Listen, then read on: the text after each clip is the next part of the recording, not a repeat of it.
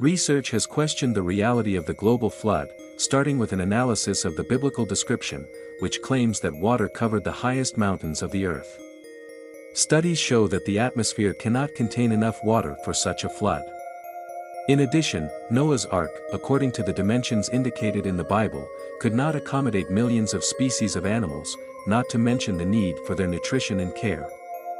Geological and environmental data also contradict the idea of a global flood, leaving no traces of such a catastrophe in the Earth's crust or marine ecosystems.